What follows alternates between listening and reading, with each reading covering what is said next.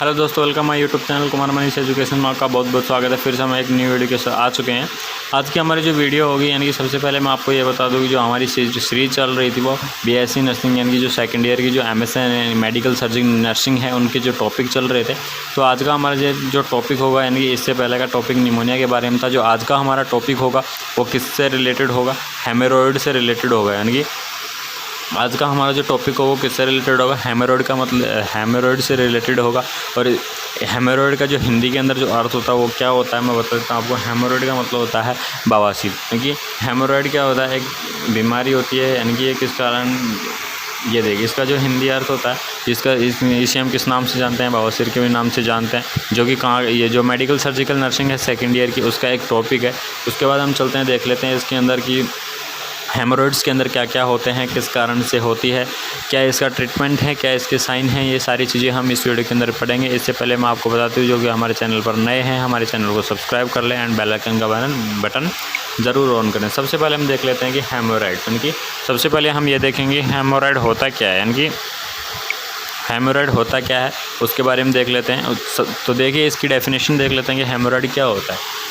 हेमोरॉयड are the dilated portions of a vein, यानी कि हेमोरॉयड क्या होता है? एक डायलेटेड पोर्शन होता है। तो इसका मतलब क्या होता है? यानी कि साफ शब्दों में लिखा हुआ है कि क्या होता है हेमोरॉयड? एक डायलेटेड पोर्शन, यानी कि जो डायलेट का मतलब क्या होता है? एक उभरा हुआ, यानी कि जो डायलेट का मतलब क्या होता है? या तो क्या होगा, उभरा हुआ होगा, या फिर क्या होगा, फैला हुआ होगा। यानी कि डायलेट पोर्शन का मतलब क्या होता है? उभरा हुआ या फैला हुआ पोर्शन होता है किसका? वेन, यानी कि जो हमारी वेन होती हैं उनके जो डायलेटेड पोर्शन होते हैं, यानी कि जो डायलेटेड पोर्शन होता है उसको हम क्या कहते हैं? हेमोरॉयड कहते हैं। बट ये जो डायलेटेड पोर्शन होता है ये कहाँ होना चाहिए, ये आपको अब जानते हैं, यानी कि इन द एनाल कैनाल, यानी कि जो एनाल कैनाल के अंदर जो डायलेटेड पोर्शन होता है वेन को, उसको हम किस नाम से जानते हैं?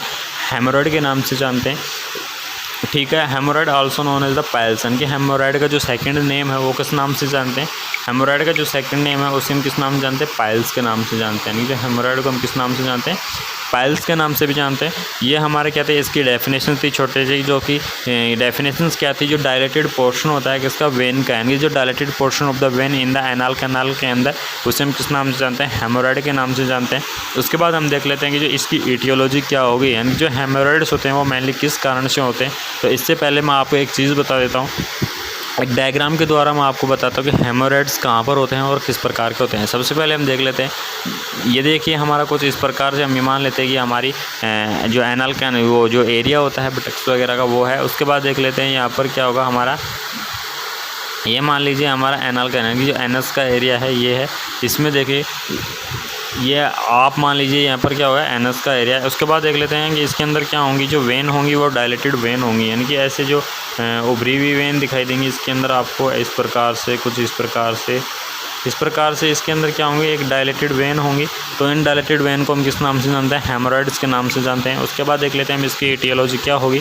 तो इसकी एटियोलॉजी की हम सबसे पहले डिस्कस कर लेते हैं। एटियोलॉजी क्या होती है? Dilated vein in the anal canal is basically due to the increase pressure in the lower rectum, यानी कि जो डायलेटेड वेन, यानी कि जो डायलेट होती है, जो वेन, यानी कि जो वेन होती है, जो डायलेट होती है एनाल कैनाल, वो किस कारण से होती है? जो मेनली जो कारण होता है वो क्या होता है? प्रेशर का बढ़ जाना, यानी कि जो लोअर जो रेक्टम होता है, लोअर रेक्टम के अंदर क्या होगा, जैसे ही प्रेशर बढ़ जाएगा तो प्रेशर बढ़ने के कारण क्या होंगी, जो एनाल कैनाल की जो वेन है वो डायलेट होने लगेंगी। एंड दूसरा जो कारण बताया, सबसे मेन कारण क्या बताया गया है, यानी कि प्रेशर बढ़ने के कारण बताया गया है। उसके बाद जो सेकंड कारण बताया गया है वो गया straining during the bowel movement, यानी कि बॉल मूवमेंट के दौरान स्ट्रेनिंग करना, यानी कि प्रेशर डालना, यानी कि बॉल मूवमेंट के दौरान, उस दौरान अगर हम स्ट्रेनिंग करेंगे तो क्या होंगे, हमारे हेमोरॉयड के चांसेस हो जाएंगे। Sitting for a long period, यानी कि लंबे समय तक सिटिंग करना, या फिर इसका मतलब ये है कि अगर कोई भी, मान लो कोई भी पर्सन है वो लंबे समय तक बैठा रहता है, जैसे कहीं पर हम ऑफिस के अंदर वर्क कर रहे हैं, अगर ऑफिस के अंदर वर्क कर रहे हैं वहाँ पर हमें रेगुलरली 12 घंटा या फिर 14 घंटे के आसपास हमें रेगुलरली वहाँ पर सिटिंग करना पड़ता है। तो इस प्रकार के पीरियड के अंदर, यानी कि लॉन्ग सिटिंग पीरियड के अंदर क्या होंगे, हमारा जो हेमोरॉयड है उसके चांसेस हो जाएंगे। उसके बाद देख लेते हैं ओबेसिटी, यानी कि ओबेसिटी वाले पर्सन के अंदर क्या होते हैं, ओबेसिटी वाले पर्सन के अंदर भी क्या होते हैं, हमारे हेमोरॉयड के चांस होते हैं। उसके बाद देख लेते हैं प्रेगनेंसी, यानी कि प्रेगनेंसी के दौरान भी हमें हेमोरॉयड हो सकती है, क्योंकि उसमें क्या थोड़ी गैस वैस वगैरह इस प्रकार की यानी कि कुछ प्रॉब्लम आती रहती हैं, उसके कारण प्रेगनेंसी, या फिर लो फाइबर डाइट यानी अगर हमारी डाइट यानी हमारी डाइट अच्छे से नहीं होगी या फिर लो फाइबर डाइट होगी तो उसके कारण भी हमें हेमोरॉइड हो सकता है। उसके बाद हम देख लेते हैं साइन एंड सिम्टम्स, यानी कि अगर हम मान लो हमें हेमोरॉइड हो भी जाता है तो उसके, या पाइल्स हो जाता है तो उसके साइन सिम्टम्स कौन कौन से होंगे। तो इसके साइन सिम्टम्स देख लेते हैं। तो कौन कौन से साइन सिम्टम्स देखने को मिलते हैं, सबसे देख लेते हैं painless bleeding during the bowel movement, यानी कि हम जैसे ही बॉल मूवमेंट कर लेते हैं, फ्रेश होते हैं, उस कारण क्या होता है, पेनलेस ब्लीडिंग होती है, यानी उस ब्लीडिंग के अंदर कोई पेन नहीं होता है, यानी कि पेनलेस ब्लीडिंग होती है। And bleeding are the small amount bright red blood, यानी कि जो सबसे जो साइन होगा मेनली वो क्या होगी, ब्लीडिंग ही दिखने को मिलेगी। और जो ब्लीडिंग भी होगी वो किस प्रकार की होगी, वो क्या होगी, ब्लीडिंग आधा स्मॉल अमाउंट यानी ब्राइट रेड, यानी कि ब्राइट रेड कलर की क्या होगी, ब्लीडिंग दिखाई देगी। एंड इचिंग और irritations in the anal region, यानी कि जो एनाल हमारा एनाल रीजन होंगे उसके अंदर इचिंग एंड इरिटेशंस की सिचुएशन आ जाएगी, वहाँ पर हमें इरिटेट होने लगेगी, वहाँ पर इचिंग चलने लगेगी।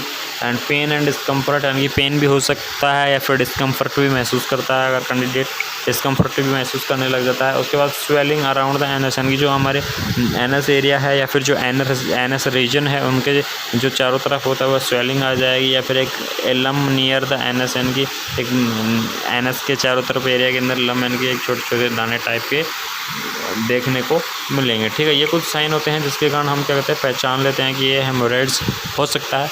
उसके बाद ले लेते हैं डायग्नोसिस इवोल्यूशन, यानी कि अगर हेमोरॉइड होते हैं तो उसको किस प्रकार डायग्नोस करते हैं।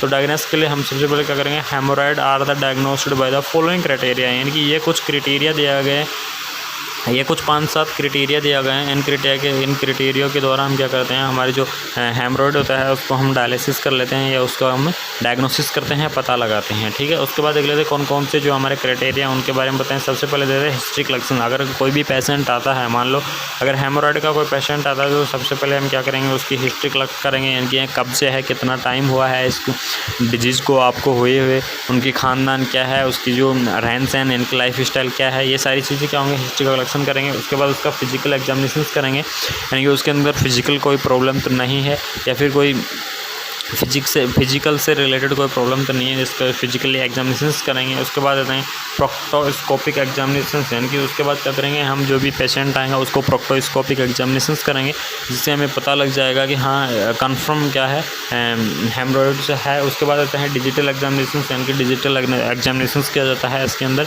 ठीक है, उसके बाद आता है एंडोस्कोपी एंड सिग्मोइडोस्कोपी, यानी कि 2 प्रकार के होते हैं, सर्जिकल प्रोसेस की जाती है, यानी कि सर्जिकल प्रोसेस के अंदर सर्जिकल नहीं, 2 प्रकार के एक इन्वेस्टिगेशंस की जाती है इसके अंदर, एंडोस्कोपी और सिग्मोइडोस्कोपी, यानी कि एंडोस्कोपी और सिग्मोइडोस्कोपी की जाती है। यानी कि ये कुछ क्राइटेरिया थे, इसके द्वारा हम क्या करते हैं, पता लगा सकते हैं कि ये क्या है, हेमोरॉइड्स है। उसके बाद देख लेते हैं हम जो अगला टॉपिक देखने को मिलेगा, मैनेजमेंट, यानी कि जो हेमोरॉइड का जो मैनेजमेंट है वो कौन कौन सा मैनेजमेंट होगा, अगर पेशेंट के अंदर हेमोरॉइड हो जाती है तो कौन कौन सी मेडिसिन वगैरह देते हैं, मैनेजमेंट वगैरह दे देते हैं। तो ये सब चीज़ें देख लेते हैं।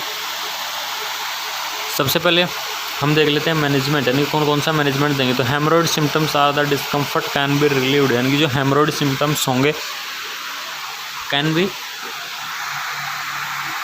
यानी कि हेमोरॉइड के अंदर जो सबसे जो मेन जो ट्रीटमेंट होता है वो क्या होता है, जो हेमोरॉइड्स को क्या करेंगे, हेमोरॉइड जो सिम्टम्स होंगे उनको डिस्कम्फर्ट कर देंगे, यानी कि कैन बी रिलीव्ड, यानी कि जो भी उसके सिम्टम्स दिखाई देंगे या फिर जो अगर पेशेंट को इरिटेटिंग हो रही है, डिस्कम्फर्ट हो रहा है, सबसे पहले क्या करेंगे, उसके अंदर रिलीफ करेंगे। और रिलीफ करने के बाद क्या करेंगे, good person hygiene and avoid the extending during, यानी कि जो दूसरी चीज़ क्या करेंगे, यानी कि स्ट्रेनिंग, यानी कि जो बॉल मूवमेंट के दौरान जो स्ट्रेनिंग हो रही थी उसको उस स्ट्रेनिंग को क्या करेंगे, रिलीफ करेंगे या कम करेंगे। उसके बाद क्या करेंगे, a high restrict diet that continuously fruit is recommended, यानी कि इसमें हाई डाइट का मतलब क्या होता है, एक प्रॉपर डाइट देंगे, यानी कि जो हेमोरॉइड का जो पेशेंट होंगे उनको प्रॉपरली डाइट वगैरह प्रोवाइड कराएंगे या प्रॉपरली डाइट वगैरह देंगे, जिससे क्या होगा, उसको ज़्यादा से ज़्यादा फ्रूट देंगे। ये सारी चीज़ें क्या होंगी, हेमोरॉइड को पेशेंट को देने को मिलेंगी। उसके बाद क्या करेंगे, वार्म कंप्रेस एंड द, यानी कि warm compress and the sitz bath helpful in the treatment of the haemorrhoid, यानी कि वार्म कंप्रेस और जो सीज्ड बाथ आते हैं, जिससे पैक आते हैं, हॉट और कोल्ड जो पैक आते हैं, आइस पैक, वार्म कंप्रेस वगैरह, सीज्ड बाथ, ये सारी चीज़ें क्या होती हैं, हेल्पफुल होती हैं, किसके लिए, जो हेमोरॉइड के ट्रीटमेंट के लिए हेल्पफुल होती हैं। उसके बाद जो अगला ट्रीटमेंट देख लीजिएगा यानी कि फार्माकोलॉजिकल, यानी कि कुछ ऐसे फार्माकोलॉजिकल ट्रीटमेंट हैं जिसके द्वारा हमें क्या होता है हेमोरॉइड्स के अंदर रिलीफ मिलती है।